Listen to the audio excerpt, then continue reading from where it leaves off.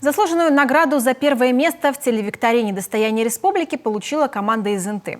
В город-победитель отправилась спортивная площадка. Ее установят весной. Место выберут сами участники команды. Виктория Денисова знает больше. Волнение, интрига и долгожданная радость. Именно так на Юргане прошел заключительный поединок проекта «Достояние республики». Финалисты – команды из Инты и Усинска. Именно они по итогам 2 туров и 2 напряженных месяцев проекта набрали наибольшее количество баллов. Но и в последней битве соперники не уступали друг другу до самого конца. Исход определил 1 балл. Перевес оказался в пользу интинцев.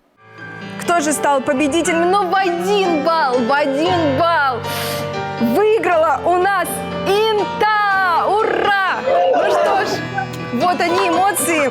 Тут же объявили и приз, за который так упорно в эфире Юргана на протяжении почти 2 месяцев боролись команды всех муниципалитетов республики. Им стала детская спортивная площадка. Комплекс включает в себя баскетбольное кольцо и тренажеры. Сразу же после объявления результатов викторины в эфире телеканала интинцев поздравил спонсор проекта.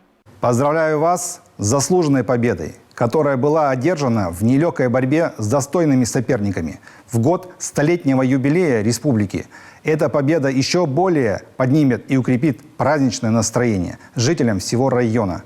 Как спонсоры проекта мы дарим району, команда которого победила в викторине, детскую спортивную площадку. По словам мэра Инты Владимира Киселева, который, к слову, возглавил городскую команду в финальном поединке, конструкцию перевезут в приполярный город уже со дня на день. Установят же ее весной грядущего года. Спортивная площадка. Мест много, куда ее установить. Соберемся с командой, еще раз обсудим и установим там, где наиболее скопление детишек, где она будет востребована. Решим совместно и установим. 20 команд из 8 городов и 12 районов Коми приняли участие в телевикторине. Проект стартовал в июне. На протяжении 2 месяцев ежедневно по будням в свет выходил очередной интеллектуальный поединок. Игра прошла в 2 тура. 28 баллов! Ура! Я поздравляю вас. Еще раз скажу, не зря ночь не спали, потому что счастливые сегодня, зато будете счастливые сегодня спать.